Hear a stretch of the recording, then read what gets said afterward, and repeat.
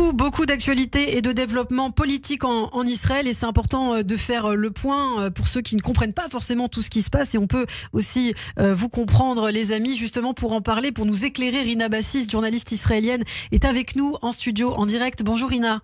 Bonjour Ilana, Boker Tov. Boker Tov, merci infiniment d'être avec nous, effectivement, pour nous expliquer un petit peu la situation. Alors, on va commencer par cette information. On l'a appris, Eli Sharvit, qui devait être le nouveau chef du Shin Bet en remplacement de Ronen Bar, finalement, ne sera pas le nouveau chef du Shin Bet. Benjamin Netanyahou a décidé qu'il retirait sa candidature. Pourquoi ?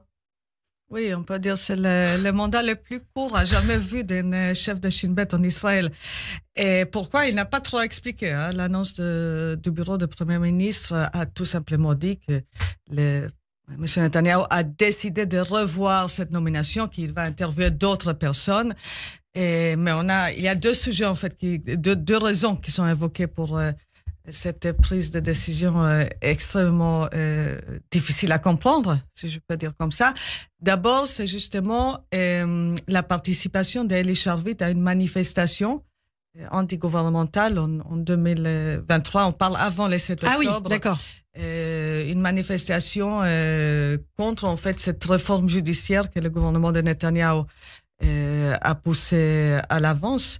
À l'époque, en fait, à un certain moment, il y avait tout un groupe d'officiers de la marine et d'autres officiers de Tzahal qui ont participé ensemble, qui ont marché ensemble dans une de ces centaines de démonstrations. Il y avait tellement. Ouais. Il y avait en fait tous les jours de démonstrations. Dans une de ces démonstrations, Eli Sharvit a participé. Il n'était plus à l'armée, il n'était plus. Donc ce serait la raison pour laquelle il a été privé, évincé. Voilà. Et ça n'a pas plu. Et pas M. Netanyahou, je pense, ça n'a pas plu aux autres, à ses associés, aux autres personnages de la droite israélienne, parce que a priori, c'est ce que le journaliste Ben Caspit a révélé hier. En fait, M. Netanyahou savait qu'Eli Sharvit a participé à ces démonstrations au moment où il a interviewé. Il a pensé que c'était pas très grave parce qu'il y avait énormément de gens qui ont participé, mais après il y avait tellement d'écrits, tellement d'objections il était forcé d'une certaine façon d'échanger d'avis. Donc ça peut être une des deux raisons pour laquelle Netanyahou a retiré la nomination d'Eli Sharvit.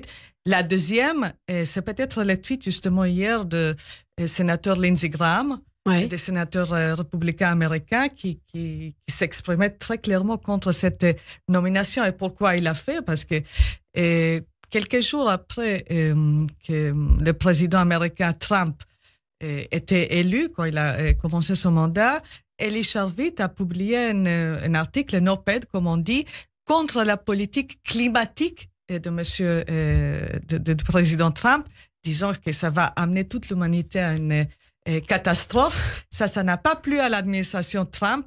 Le sénateur Graham n'a pas pris quatre chemins. Il a dit très clairement hier, M. Netanyahou doit chercher quelqu'un d'autre. Oui. Donc c'est plus une décision des proches du Premier ministre finalement qu'une décision qui viendrait de Benjamin Netanyahou lui-même. Alors est-ce qu'il y a d'autres candidats aujourd'hui potentiels? Est-ce qu'il y a des noms qui ressortent pour le nouveau chef du Shin Bet?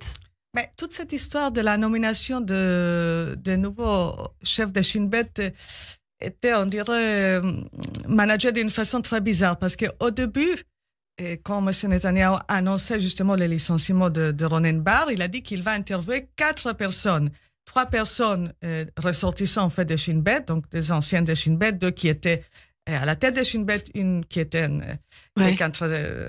officiel dans le Shin Bet, et une 4e personne qui a travaillé dans le Mossad et un petit peu aussi dans le Shin Bet. Donc, il y avait 4 candidats. Et soudainement, quelques jours après qu'il a interviewé ces 4 candidats, on apprend en fait qu'il a interviewé 7 candidats. Et parmi eux, justement, Eli Sharvit. Donc là, on ne sait pas trop. Est-ce que l'idée, justement, est de continuer à chercher quelqu'un de l'extérieur, comme Eli Sharvit, quelqu'un qui n'est pas associé au 7 octobre, peut-être. C'était ça, peut-être, l'idée originale de M. Netanyahou. Mais effectivement, Eli Sharvit connaissait très peu, on peut dire même rien, de champs de renseignement. Donc là, on est un peu dans le flou. On ne sait pas encore pour l'instant. Donc, qui sera le nouveau chef du Shin Bet? Alors, autre affaire qui fait l'actualité en Israël, c'est ce fameux scandale du Qatar Gate. Benjamin Netanyahou qui a été auditionné pendant un peu plus d'une heure hier, qui a tout de suite après être sorti a fait une vidéo dans laquelle il dénonce une chasse aux sorcières politiques. Est-ce que c'est ça selon vous, Rina?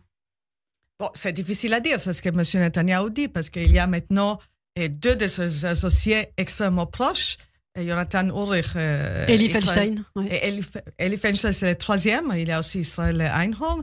Donc, parce qu'Eli Feinstein ne travaille plus. Mais il y a Jonathan Ulrich qui est vraiment un des plus proches de M. Netanyahou et aussi du fils de M. Netanyahou. D'ailleurs, Netanyahou, c'est son meilleur ami. Voilà, les stratèges politique, diplomatique de M. Netanyahou et aussi Israël Einhorn, aussi un autre stratège politique. Donc, deux personnes extrêmement proches et extrêmement importantes dans le cabinet de M. Netanyahou. Tous les deux étaient arrêtés. Et donc, il s'agit de soupçons qui sont graves parce que c'est non seulement justement une interrogation, mais vraiment, ils sont arrêtés pour être interrogés davantage. M. Netanyahou dit qu'il s'agit d'une chasse aux sorcières, qu'il s'agit de motivation politique. Lui, il dit qu'il n'y a rien dans le dossier. Il a dit, montrez-moi les preuves aux policiers. Il dit, il n'y a rien qu'ils ont finalement contre. Mais le fait est qu'ils sont toujours en garde à vue ce matin.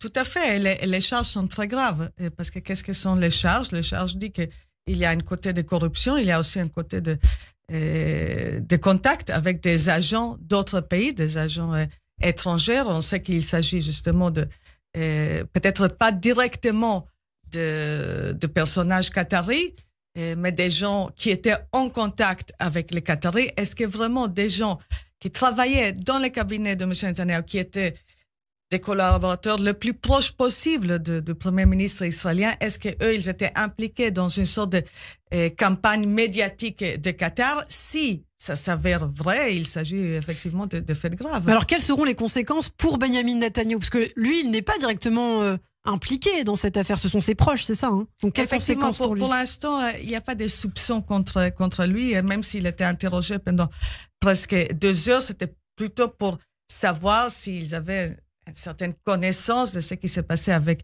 Jonathan Ulrich, Israël Einhorn, Eli Feinstein. Mais pour l'instant, la police n'a pas de soupçons directs contre M. Netanyahou. C'était vraiment pour clarifier les choses. Maintenant, les gens qui sont dans le camp de M. Netanyahou, si on peut dire ça, j'imagine qu'ils croient à cette allégation du Premier ministre, disant qu'il y a une chasse aux sorcières, parce que ça rentre dans cet grand tableau que le Premier ministre israélien avance depuis des années, en fait.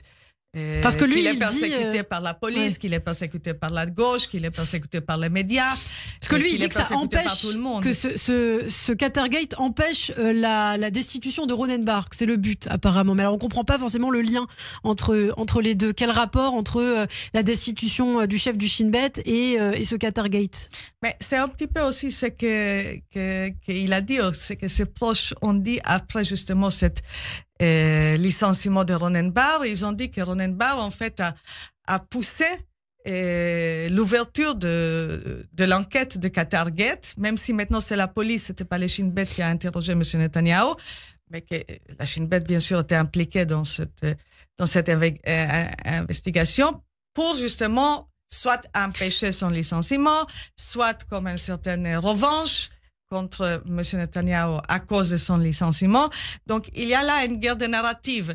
Qu'est-ce qui a commencé d'abord? Est-ce que c'est d'abord Ronen Bar qui a instigé le Qatargate et il y avait justement M. Netanyahou qui n'était pas content, qui a décidé de licencier, ou est-ce que c'est l'inverse? Et alors, il y a cette comparaison qui a été faite par Benjamin Netanyahou qui n'a pas plu. Il a dit que donc ces 2 ou ces 3 justement assistants ont été pris en otage.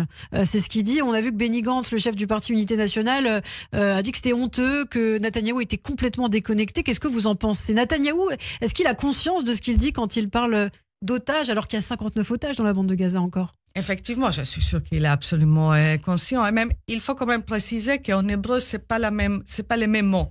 Donc, en hébreu, pour désigner les otages qui sont à Gaza, on dit Khatoufim. Et là, M. Netanyahou a dit Bnei Aruba, ce qui traduit en français au même mot otages. Mais l'essence des mots, bien sûr, est pareil. Et là, il y avait les familles des otages qui ont dit... Mais alors c'est quoi? C'est de la provoque? Peut-être la provoque, mais on ne peut pas parler des otages. Les vrais otages, c'est ceux qui sont à Gaza. Ce n'est pas les 2 ou les 3 personnes qui sont à garde à vue. Ils sont en Israël. Il y a des avocats. Ils ne sont pas ils sont pas enfourrés dans un tunnel. Ils sont tout simplement détenus pour être interrogés. Ils ne sont pas aucun danger le menace. Donc là, on peut se demander pourquoi il a choisi ce déclaration très, très polémique. Alors justement, il nous reste très peu de temps, mais je voulais aussi vous faire réagir aux négociations pour la libération des otages. Israël qui a soumis une contre-proposition au Hamas, Rina.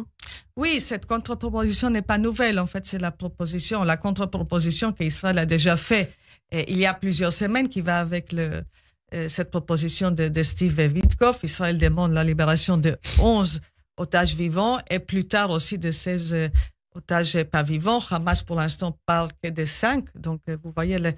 en échange de 40 jours de cessez-le-feu. Oui, en échange, là aussi, Israël parle de 40 jours de cessez-le-feu et Hamas réclame 50. Donc, vous voyez, les écarts sont encore énormes. On ne va pas trop de négociations. Donc, pour l'instant, on n'est pas très optimiste que ça va amener à quelque chose. Donc pour l'instant, pas de réponse d'ailleurs ni du Hamas, les États-Unis qui restent aussi prudents, mais on va dans une direction un peu floue. On sait que le président Trump va aller en Arabie Saoudite bientôt, peut-être aussi en Israël. Donc on a le sentiment que peut-être il y a des choses qui bougent dans la région, mais pour l'instant des négociations concrètes pour arriver à quelque chose, on ne voit pas grand-chose. Eh bien, merci beaucoup, Rina Bassist. Merci d'avoir été avec nous. On a fait le tour de l'actualité en 10 minutes. Merci à vous. Exploit, en tout cas, assuré. On vous retrouve avec grand plaisir très bientôt. À très bientôt, Rina. Merci.